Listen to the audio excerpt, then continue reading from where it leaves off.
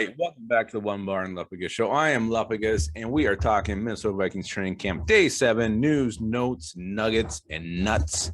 Okay, not the nuts part, but anyway, we'll hop in that before we get into it too much. Be sure to drop hashtag swag in the comments for your chance to win Minnesota Vikings or One Bar and Lupagus swag. Maybe it's a coat like this, maybe it's a headband, maybe it's some wristbands, maybe it is a pair of slippers, One Bar and Lupagus style. We get to 3,600 subscribers. We will do a drawing for that delicious swag.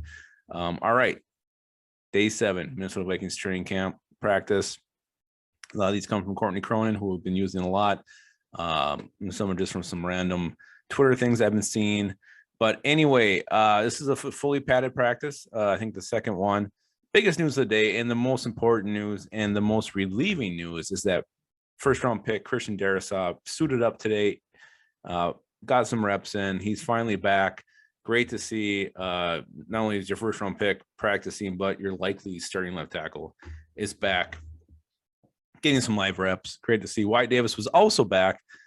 Play with the twos, which doesn't worry me still at this point. I do think maybe after preseason game 1, he will get elevated into the starting spot where he's likely going to be when the season commences. So both Christian Darrisaw, Wyatt Davis back. That's the biggest takeaway from today's practice. If you want to sleep easy tonight, just think of those two in purple, just looking delicious. Offense supposedly was out of sync pretty much all day. It actually kind of sounded like, just reading her notes, that it was kind of a lackluster practice from top to bottom. Just Brownie missing some guys, just things that's not really clicking. Interesting enough, Danny Etling was quarterback 2. Case Cookus didn't do much of anything. And supposedly tomorrow, Nate Stanley, Kirk Cousins come back. So it'll be interesting to see if the Minnesota Vikings make some cuts. If Case Cookus is going to go back to being unemployed and Danny Etling also goes back. And also, I mean, Nate Stanley, this is a guy who supposedly not vaccinated, and I don't know he's any better than Etling or Cookus, so we'll see. I'm sure he'll stick around until at least the end of camp. The Wildcat came out again in the offense. Delvin Cook lined up under center, got some snaps, got some work there. So we keep seeing this little wrinkle in the Vikings offense, which gives me the impression that it's probably going to be something we see at least a couple times in the regular season. I have mixed feelings on the Wildcat. I feel like it works less than it actually works. So we'll see. But again, anytime you mix it up, throw a wrinkle out there, it makes defenses think twice. Rashad Hill left practice pretty early. Blake Brandel and Oli Udo filled in at left tackle number 1. Obviously, this will be Christian Darrisaw's spot. I think he's going to just start getting first-team reps here probably sometime next week.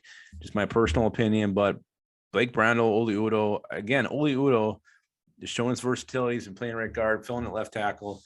There's no question this guy's making the team. Where he ultimately ends up on the depth chart is the question, and we'll see. Blake Brandel, again, another guy I think is probably going to make it too. You hear him with the 2s. Now he's stepping up with the 1s. So I think Blake Brandel's probably safe at this point as well. Irv Smith Jr., again, this sounds like we're on repeat, just like One Bar once did when he bought the Bulwer soundtrack for that. What the hell was the song on there? Ghetto Superstar. I listened to that the whole way home. It was very annoying. But anyway, Irv Smith, this guy is just making highlight reel catches every single day. He's in the best shape of his life. Everything's clicking. Everything is pointing to this breakout season finally happening for Irv. I'm going to knock on wood that no injuries happen for this guy. He stays healthy because I think this is the season. It's going to happen. Irv Smith is 2021 breaking out. Get him in your fantasy leagues. I think he's going to have a huge year. Absolutely going to have a huge year. And another guy who got some mega praise today, not only from his head coach, Mike Zimmer, from his defensive coordinator, Andre Patterson, was Armon Watts. Michael Pierce has been out the last couple of days. Armon Watts has filled in, and he's looked damn good. Patterson went on to say he's in the best shape he's ever seen him. And I love Armon Watts. I think I made that pretty well known in every show we've ever done. To me, this is a guy who he's probably in the run stuffer mix, nose tackle type. But I've seen him push the pocket, make some interior pressure, get after the quarterback. When he's in there, good things seem to happen. He's got a little Tom Johnson to him that way, where Tom Johnson didn't play much, but when Tom Johnson was on the field, Tom Johnson was getting a sack, or Tom Johnson was swatting the ball. feel Armand Watts has some of that to him. So I love the fact that he's pretty much Michael Pierce's backup right now. And I think this is a guy who's just a guarantee, a lock to make this team. So love my Armand Watts news. Big Armand Watts guy here. Let me know if you guys are in the comments. So that's it. Those are your day 7 camp notes, practice notes. Sounds like it wasn't the smoothest practice we've ever seen, but the fact that Christian Darrisaw's back, Wyatt Davis is back, and Armand Watts is balling out makes me happy. Again, drop hashtag swag in the comments for your chance for some sweet 1 bar and Lupagus swag. All right, that's it. That's all I got, except for this little thing. And don't you ever forget it. Keep your skull in your hole.